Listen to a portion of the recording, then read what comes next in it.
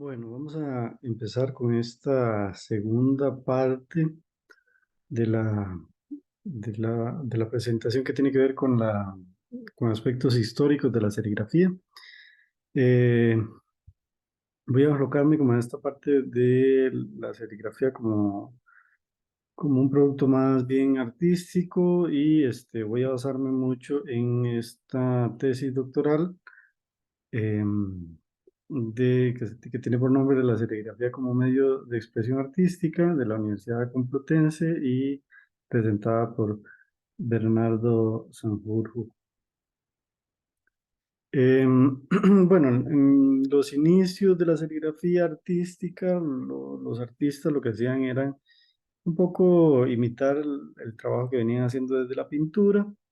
Em, o sea, se trataba de generar como estas pinceladas grandes, vistosas, ¿verdad? Que tenían colores eh, que quedaban como eso que llamamos veladuras, ¿verdad? Como ese tipo de cosas era lo que estaba tratando de imitar, como ese lenguaje propiamente pictórico. No había como ese interés sobre algo de un lenguaje propio, digamos, de la técnica en sí, sino que era más bien la excusa para reproducir en masa o reproducir muchas veces una pintura, ¿verdad? Entonces tenía como esa característica de repetición de una imagen sin unas características específicas. Hay que recordar que la serigrafía tiene ese componente, ¿verdad? Que puede tanto eh, reproducir cuestiones como muy detalladas, ¿verdad? Con mucho detalle, puede ser textos o algo por el estilo, algo que involucra mucho detalle, o colores planos, ¿verdad? También, por otro lado, puede hacer colores planos, igual que la litografía por allá en su época también hacía como ese tipo de reproducciones, ¿verdad? O ese tipo de comportamiento. En cuanto al color, bueno, es algo que se ha ido desarrollando paulatinamente. Eh, la técnica tiene como sus propias formas, ¿verdad? Eso que estábamos comentando, su propio trabajo del color, y es algo que desde su quehacer, ¿verdad? Ha ido evolucionando. En un inicio, la gama cromática de los colores que se podían encontrar en el mercado era muy reducida, era limitada, pero empezaron a aparecer unos colores como fluorescentes y eso, bueno, tal vez un poquito caros en su momento, ¿verdad? Porque eran como algo muy novedoso, pero sí dio pie para que muchos artistas empezaran a usar esos colores, ¿verdad? En sus trabajos a manera de experimentación, sobre todo, ¿verdad? Em, Tal vez como en ediciones más reducidas y tal, pero por lo menos desde esa parte como más experimental y como tiene como esa característica, ¿verdad? De explotar mucho la riqueza que tiene el color, la técnica, quiero decir, fue muy utilizada por los artistas, sobre todo esos colores que les comento, ¿verdad? Bueno, las primeras serigrafías normalmente eran serigrafías más bien reducidas en tamaño, ¿verdad? Incluso actualmente la mayoría, ¿verdad? Salvo artistas muy consolidados, por lo menos aquí en Costa Rica, eh, trabajan desde este esquema, digamos, de- de marcos reducidos. No era porque no se pudieran hacer marcos de madera grandes, ¿verdad? Para trabajar la técnica, sino que como es un material muy orgánico, quiero decir la madera, tiene como esa capacidad de contraerse, ¿verdad? Con el frío y extenderse con el calor. Entonces, esto en serigrafía hace que pierda la tensión del marco y entonces por allá no era tan conveniente. Fue hasta posteriormente o más recientemente cuando aparecen los marcos de aluminio o de otros materiales eh, que no tienen como esa, o no es tan marcado, ¿verdad? esos cambios, ¿verdad? De compresión y extensión, eh, que ya no presentan como este problema, ¿verdad? De que se fueran a extender. Entonces, en marcos pequeños, ¿verdad? De madera no había como tanto ese problema, o no presenta tanto ese problema de perder la tensión de la seda. Y hay que recordar que la serigrafía, entre menos tensión tenga, ¿verdad? Menos detalles van a reflejar, ¿verdad? En el trabajo, sobre todo si estamos hablando de fotoemulsión, donde puede ser que el punto sea muy, muy delgado, ¿verdad? La lineatura que llaman. Em, bueno, antes de pasar tal vez a esta parte, los primeros artistas norteamericanos también trabajaron la técnica pensando en explotar como diferentes campos de esta línea, digamos, de grabado. Em, y bueno, los temas que trabajaban eran los temas que ya venían trabajando desde antes, pero lo que hicieron fue, esto que les comentaba, adaptar la serigrafía para que respondiera a esos intereses de lo que andaban buscando o lo que ya tenían como una ruta de trabajo definida. En 1943, vamos a ver, en 1943, em, los artistas, bueno, hay una asociación sin fines de lucro, apoyada sobre todo por el gobierno federal, formó un concurso para grabadores con el tema America in the World. Y esto propició que muchas de estas imágenes de serigrafía, con motivos bélicos, obviamente, por el tipo de patrocinio que estaban teniendo, ¿verdad? Em, y se generaron alrededor de 100 grabados que fueron exhibidos en 26 museos de Estados Unidos. Eso fue como uno de los primeros grandes movimientos y apoyos a este campo de la serigrafía, ¿verdad? Em, con esa condición, ¿verdad? Que tenía como un apoyo desde la parte de la industria armamentista. Bien, vamos a ver algunos artistas que menciona la tesis que les comentaba, eh, y que son parte de ese grupo primero de personas que trabajaron desde la serigrafía, pero que tenían como como pasa mucho en grabado, ¿verdad? Que tiene como una cercanía al ser una cuestión como muy masiva, ¿verdad? Como de mucha repetición, pretende, digamos, y de esa misma manera, resaltar cualidades o causas, ¿verdad? Que tienen que ver con motivos sociales.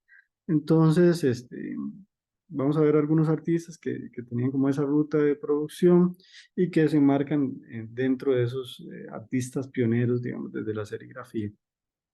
El primero de ellos es Anton Friedrich.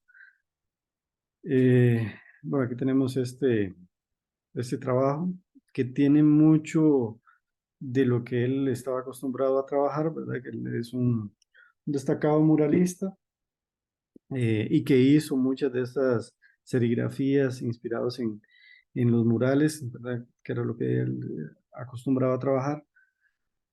También, bueno, en cuanto a lo social, reflejaba esas causas que enfrentaban los trabajadores, ¿verdad? Durante la Gran Depresión, y que lo manifestaba a través de estos trabajos, ¿verdad? Que tenían como ese carácter social, primero desde el muralismo, ¿verdad? Que tiene también ese componente, y luego desde el grabado, en este caso, la serigrafía, que también, por ser masivo, como les decía, tiene esa condición. Otro que va en esa ruta también es Hugo Geller. Bueno, aquí tenemos una serigrafía también de él, donde se aprovecha mucho las características de la técnica, ¿verdad? Con colores planos, detalles en algunas partes, ¿verdad? Que permite también, esa capacidad del detalle permite que se den estos trabajos, digamos, como más lineales, eh, pero que a la vez, ¿verdad? Como está constituida de puntos, permite también cosas como más fotográficas, ¿verdad? Quiero decir que aprovecha mucho la técnica, ¿verdad? Porque mezcla como esos dos campos, ¿verdad? Tanto la parte del detalle como la parte del color en sí, ¿verdad? Eh, es un artista que también toma conciencia de esos problemas sociales, eh, incluso se le llega a asociar con el movimiento soviético y es el primero o el único artista que pudo tener una exposición retrospectiva en la Unión Soviética, eh, por ese, por ese apoyo, digamos, que le daba a, a los movimientos sociales, ¿verdad? A esa visión como más comunista. Eh, Otro de los artistas que se mencionan es el caso de Harvey Steinberg. Eh, bueno, aprovecha también esas características de los colores múltiples, ¿verdad? Que puede ser una característica de la serigrafía. Eh, bueno, es, como pueden ver ahí en la imagen, una apuesta por un trabajo como más pictórico, ¿verdad? Sin embargo, también podemos ver grandes bloques de color, cosas como muy detalladas, ¿verdad? Esas características que definen qué es la serigrafía, ¿verdad? Em, Otro caso es el de Hanyana Harari. También mezcla como esa parte de lo detallado y los colores planos, ¿verdad? Colores múltiples también. Incluso, bueno, en cuestión de intervención, ¿verdad? Que también se puede lograr como unas riquezas ahí cromáticas muy interesantes. Em, Aunque eh, se puede hablar de una sistematización de la técnica porque ya hay una cuestión como de los bordes suaves, ¿verdad? En el caso de algunas partes, pienso por ejemplo esta parte de acá, ¿verdad? Donde se puede ver cómo se van mezclando, ¿verdad? O esa intención de mezclar, producto de también esa búsqueda por lo pictórico, se puede buscar como esos bordes un poco difusos o bordes difuminados, ¿verdad? Que tiene como esa característica de como más pictórica. Y ya nos habla de una sistematización bastante acertada de la técnica. Otro caso es el de Edward Landon, que también aprovecha mucho la riqueza de los colores planos, líneas fuertes, ¿verdad? Eh, y múltiples capas de color, ¿verdad? Que eso es otra de las características que nos ha comentado, el tener múltiples capas de color, que es atraviesa toda la línea del grabado, ¿verdad? Pero en este caso se ve bastante latente, ¿verdad? Sobre todo cuando se quieren como mezclar tonos, ¿verdad? A través de transparencias queda muy presente ese comportamiento serigráfico, sobre todo en la serigrafía artística. Tal vez en la serigrafía comercial, pero ya no es tan marcado porque es como más a partir de tramas de semitonos, pero en el caso de la serigrafía artística sí se puede jugar como con esas veladuras, ¿verdad? Que son de mucha riqueza y capas, ¿verdad? Que quedan latentes ahí. Em, bueno, otro de los artistas que tenemos por acá es el caso de Robert Gathomey. o- sí, bueno, ahí van a disculpar el inglés. Aquí podemos ver una serigrafía con colores planos, ¿verdad? Lo mismo que hemos venido anunciando, ¿verdad? Y tal vez resalta esa línea gruesa, ¿verdad? Que lo podíamos ver en el caso de Edward Landon, ¿verdad? Que también aprovecha mucho esa riqueza de la línea, ¿verdad? Una línea gruesa, bastante marcada. Aquí también se hace presente, ¿verdad? Esa línea gruesa, eh, principalmente para evitar, ¿verdad? Que se fueran por allá a tapar ciertas partes de la serigrafía. Entonces, los artistas normalmente hacen esto, ¿verdad? De aprovechar las características propias de la técnica y potenciarlas, ¿verdad? Es una manera creativa de resolver el problema y que a la vez se convierte en una característica estética de mucha riqueza, ¿verdad? Porque el contexto lo permite además. Es un artista que utiliza mucho colorido, ¿verdad? Entonces, la técnica le viene bastante bien. Tenemos este otro caso de Ruth Gicot, que se llama Psicosis, y también donde queda como mucho, ¿verdad? Muy presente. Primero ese motivo social, ¿verdad? Em, pero también a nivel técnico podemos ver un muy acertado uso de la técnica, ¿verdad? De los colores planos, los detalles, eh, incluso estos bordes difusos o simplemente la riqueza gráfica que tiene algunas partes, y que la técnica precisamente promueve eso o proyecta eso, ¿verdad? Es parte del lenguaje propio de la técnica. Em, Después tenemos este ejemplo de Ruston Crawford, que me parece que un poco proyecta, ¿verdad? Esa característica que es propia de la serigrafía, de los colores planos, ¿verdad? Y por allá algún detalle que no me queda claro si es una impresión, ¿verdad? Aparte de la misma impresión, es decir, que si ha sido revelado en un marco, o si es una intervención después de la impresión, ¿verdad? Que podría ser también, ¿verdad? Como una intervención. Entonces, no me queda claro porque no puedo ver con mucho detenimiento esta parte de de la edición, pero lo que me llama la atención es precisamente ese aprovechamiento de los colores planos, ¿verdad? Aquí se entiende muy bien que se está hablando del lenguaje serigráfico, ¿verdad? Y se está aprovechando muy bien ese lenguaje serigráfico. Queda bastante latente sobre todo en esta pieza. Y bueno, también para ir finalizando, en el caso de estos artistas, tenemos el caso de la hermana Mary Corita Kent. Eh, bueno, es uno de los mejores recibidos en esta década, ¿verdad? Y bueno, durante varias décadas. Impartía clases en la Immaculate Heart College de Los Ángeles y en las vacaciones de este colegio imprimía los trabajos. Ahí en una especie de sótano imprimían los trabajos.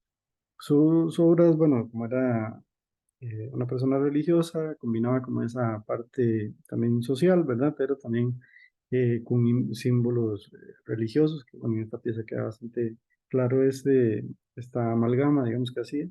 Pero la forma en que lo hacía eran con colores y formas muy agradables, ¿verdad? Por eso tiene gran impacto en, en ese contexto, ¿verdad?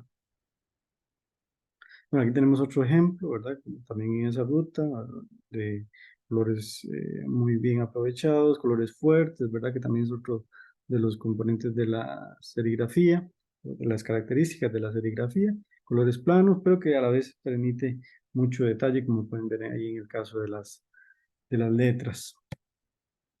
Y bueno, para ir finalizando, vamos a hablar un poquito del arte abstracto, del expresionismo abstracto, más bien. Uno de los artistas de los años 50 y que se ha catalogado dentro de esta corriente es el caso de Jackson Pollock. Sin embargo, bueno, los trabajos que hacía en la técnica de la serigrafía eran simplemente reproducciones de sus pinturas. Digamos que en ese caso no hay un aprovechamiento, ¿verdad? De la técnica o de las posibilidades de la técnica, ¿verdad? Sino que es simplemente la reproducción de una imagen, ¿verdad? De una imagen que ya está, ¿verdad? Además, entonces no tiene como esa intención de aprovechar las características que permite la técnica, sino es simplemente una reproducción, que también es parte de los quehaceres de la técnica, ¿verdad? Bueno, estos son algunos ejemplos, tiene toda una serie de pinturas negras, ya son polo, y que algunas veces fueron hechas en serigrafía. Hans Holbein,